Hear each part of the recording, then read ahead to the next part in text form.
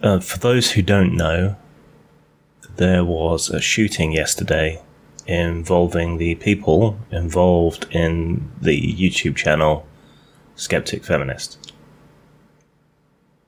Alexander Kolpakov, known to people online as Russian Deadpool, is being held for murder, having apparently shot one of his girlfriends, Heather Annabelle, known to people online as Ivy. The facts as they stand are that she died of multiple gunshot wounds to her neck and chest, that he was arrested and is the only suspect. That's the only real hard information that we have at this time. Scant information has come from other people related to this, though that caused some confusion since it had appeared that Ivy had left one of the messages. Nobody really has any hard or reliable information about why or the circumstances, but the information that appears to be coming out of the household is that he was having some kind of psychotic episode leading up to and probably including the time of the shooting. Now, this is obviously a shocking event, and people react to shock in different ways. Some people with dark humour, others with withdrawal. You never really quite know how people are going to react, but there has been a tendency in reaction to this to either grandstand and moralize over people who have reacted in less PC ways, or to react in less PC ways, or to try and use this as some kind of fuel, grist to the mill in the culture war, to blame it on their liberalism, their feminism, their polygamous relationship that they had in that household. I don't think any of that is fair to anyone. If it's accurate that he was having a psychotic episode, then as usual in these kind of incidents, what we should be talking about is mental illness. That seems to be the common thread in all kinds of incidents like this. So why don't we talk about that?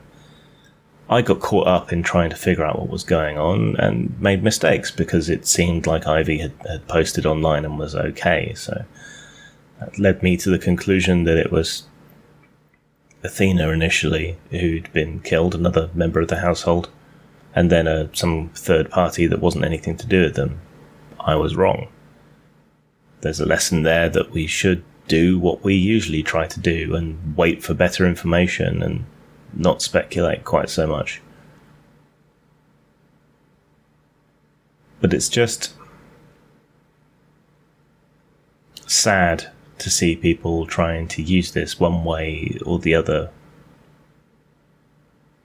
You know, someone's dead, and this isn't a political act. This isn't a terrorist bombing or a truck being driven into a crowd or whatever. There's no wider, meaningful implication here. It appears to just be a sad, tragic episode. And to me, the issue around that is mental illness. This isn't the first time I've had this happen with somebody that I've known, or known of. Some of you may recall the Discovery Channel shooting and bomb threat some years ago, 2010, I think. I knew the guy who made the threats, took the gun into the Discovery Channel and ended up being shot by police. I knew him off an old, now somewhat obscure social network called Tribes. And the issue there was mental illness. Again, he had become fixated upon the TV station for some reason and had pulled stunts off there before. But the issue wasn't his environmentalism, it was that he was mentally unhinged. And yet people tried to use that as a way of demonizing ecological activism. And in this instance, they're using the feminism, their skepticism, their atheism, their unconventional living arrangements, and anything else they can think of to condemn instead of what appears to be the issue. And I'm trying not to jump the gun there too, but it does sound like it was down to a psychotic episode, a mental illness issue. I don't think anyone in that house particularly was in their right mind, and it probably wasn't a good idea for them all to be living together, because mental illnesses can tend to feed into each other and make things worse. But yeah, that's me speculating, which I said we shouldn't do. It's sad that, if I'm remembering rightly, Ivy is the girl who they took great effort to kind of rescue from a bad background of religious fundamentalism and control. That initially led me to think that she was the one that was safe, because I wasn't aware that she'd actually managed to leave that situation that she was in.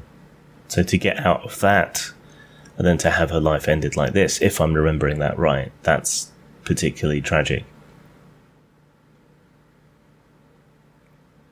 So I'm just going to ask, I suppose, can we not try to score points off each other or make fun of this? Can we not? It's just disappointing, if nothing else. Can we do what we're supposed to do as skeptics and rationalists and look at the real cause and wait and see and get the proper information?